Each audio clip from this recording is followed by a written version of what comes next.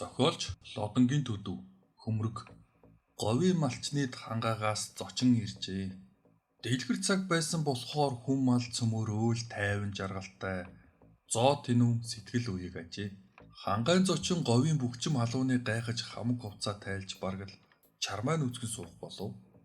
Та нар мөн бүх голтой улсаа энэ дүүгсэн халуунаар хүнтэй дээлнээс салдаггүй.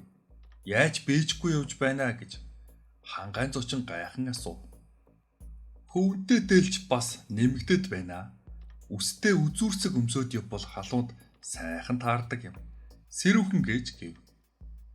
Хангайн зочин түүнд итгэсэнгүйгээр барахгүй өөрийгөө сүргүүлэн дооглоо гэж бодоод шарн хөдлөвч худ ураг болсон хүнтэйгээ анхны өдөр муудалцахаас болгоомжлоод дуугүй болж бие барив. Тэмээчүү өгнөөс тавг шиг хар ширээрээ та юу л хийх гээд байгаа хүн бэ гэж хангайн зочин тэсэлгүй асуув. Тэмээ тахалнаа гэж тэмээчүү өгөн хариулахад тэр чихэндээ итгэсэнгүй. Тэмээ тахална гэвээ. Тэмээ. За болж үз. Хизээ ширээр мал тахалж байлаа. Адуул тахтай байдаг үсттэй. Тэгтээ бүр төмөр тахтай явна гэж тэмээг юу боллоо гэж тахална вэ? Очиж ширээрүү гэж хангайн зочин гайхлаа. Өвгөн тэмээ чин говийн хүний ёсоор үгээ зөөж тэмээний тавхай элсэн дунд тэсдэггүй юм. Тах хэрэгтэй л дээ. Ха. Одоо элсэн дунд тэмээ тавхай илэгдэн гэж үү дээ. Нурсан зөөлөн элсэнд тэмээ тавхай байтугай хүний хүлж сайрдахгүй биз? Говийнхан доогтой тэгээд бас хангайхныг хэрдээ басамжилдаг байх нэ гэж хангайн зочин бухимдлаа. Тэмээчэн өгөн яалаа гэж басамжлах вэ? Говийн элсэн махан дундуур удаан явбал юу ч тэсгүй. Цэвэр элс гэдэг чинь өрөвтөл хуураатай адил. Өөх тос хэр буртаг болчихсон дээлтэйгээ элсэн дээр хит өнхрөөдөл босгоод бараг шин болоод орхидог юм. Ер нь тэгээд тэр хот газрын хийм цэвэрлэгээс дутхгүй л дээ. Тэмээ тавгийг шудраад хайчихдаг юм. Ширээр давхар тахалчвал нилээн тэсэндээ гэж зугуухан ярив. Тэмээ тахална гэдгийг анхал сонслоо. Тэгээд бас төмөр биш ширээр тахалдаг байх нэ гэж хангайн зочин сониучлан бодсноо. Элс юм цэвэрлдэг юу л бол гэв. Үдээс хойш энэ хойд бөөргийн элс рүү очиод үзье л дээ. Наад бахиал чин тос нэвчээд үзэх аргагүй болж бөөргийн элсэнд хид алхаад цэвэрлэж авал та. Далимд нь би нөгөө мөн солбоо хүрэнгээ таглаад орхий.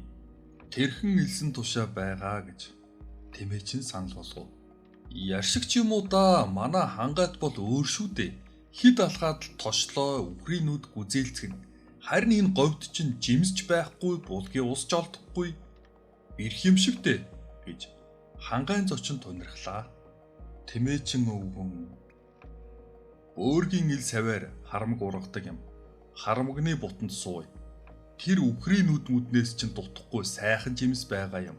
Түүж үзэхгүй юу гэв. Жимсний сургаар хангайн зочны сэтгэл сэргэж үнэн хэлж байна уу? Тэгвэл хоёулаа гарч салхилангаа тэр жимсийг чинь үзье. Ер нь харамг зармаг гэцгээгээд байдаг юм. Ямархуу идэвдээ үзэх минь гэв. Мань хоёр тэгээд санал нийлж бөөргийн элсэнд очихоор явлаа. Тэмээчин хөвөнтэй дэлтэйгээ хангайн зочин бараг чармайн үцгнээрээ явжээ. Хангайг бодвол шумуулгүй харин сайхан юм гэж хангайн зочин олзуурхлаа. Удалгүй тэд бөөргийн элсэнд хүрлээ. За энэ элсэн дундуур туучаад үз. Наад муу бахиал чин цоо шинэ болоод л гараад ирнэ. Би тэр солбоо хөрөнгө бариад ирье. Тэр сондуулын цаанд байж байна гэж тэмээчин өвгөн хэлв. Хангайн зочин давсарсан цас мэд нургалсан шар элсэн дундуур нааш цааш явж гараар цацаж дуруугаар хөлбөрч дураараа хэсэг зур аяглав. Төдгөн солбоо хүрний хөтлөөд өвгөн жирлээ. Хоёул хамжин тэрхүү солбоо хүрэн атыг ширээр таглав. Тавхай дундуур нь хэлбсэн ширэн тахаа өмсгөж өдүүн тэмнээр сүвэлсэн шүрмсөөр тавхайтай ноёж бүхэлснөөр тэмээ тахлах ажил дуслаа. Дараа нь хоёул харамг жимс түүхээр болжээ. Элсэн дундуур туучиж бутнаас бут дамжин явсаар байтал хангайн зочны гутлын хоншоор зулаг нь үнэхээр зүлгэгдээд цэвэршээд иржээ. Элс чин нэрэл халгаатай идэм байна гэж хангайн зочин сая л зөвшин ярив. Хоёул харамгт үүж эхэллээ. Нар хурцаар шарж хангаан зочны нүцгэн биеийн дээгүр хөл сурсан цовж говийн тэмээчин сэтгэл үеиг байлаа. Тэгтэл хангаан зочин ордуу тавьж зүүн гараа алгатан чарлав. Тэмээчин өвгөн цочин босч хүрвэл хангаан зочны зүүн гарын булчин дээр зэсвэнхтэй эрхийн хуруунд чинээ цохорхой наалтсан байлаа. Хүй битгий цохиж сандраа наадах чинь цочоовол салдаггүй юм. Аргаар салгах учиртай гэж тэмээчин өвгөн хэлээд бүснээсээ хит авахаар тэмтэрхэд хангаан зочин айсандаа өвгний өвгөнд орсонгүй өнөөх цохорхойг гараараа авч идэхээр зулгааж эхлэв.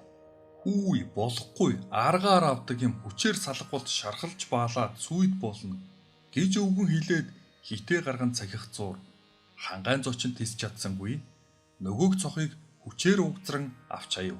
Булчин дээрээс нь цус сурсан элсэн дээр туслав. Зисэн улаан хөлөө ар зайлгаад эрхийн хуруунд чинээ зог мөн л элсэн дунд очив. Тэгтэл мань хангаан зочны баруун гар дээр бас нэг хөмрөг шигдэн суугаад хазхыг өвгөн харав. Хангаан зочин орилон тийжлэв.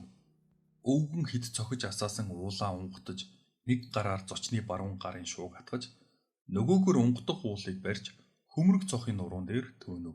Цохч өөрөө хөсрөө очлоо. Яасан амар хорхой вэ? Юу гэдэг юм бэ гэж хангаан зочин шүүрс алдав. Хөмрөг гэдэг цох хазгаар хүч хэргэлвэл салдаггүй. Салбал баалж шархлуулдаг. Харин хүч юм уу галаар төнвөл аяндаа өөрөө салаад гим халгүй өнгөрдөг юм. Одоо зүүн гар чинь бааланда. Гурилаар хөхүүлэхээс биш гэж тэмээчин өвгөн хэлв. Зэсэн өнгөд хөмрөг цохыг хангаан зочин элсэн зүлгэгдсэн гутлаараа бяцгаш иглээ.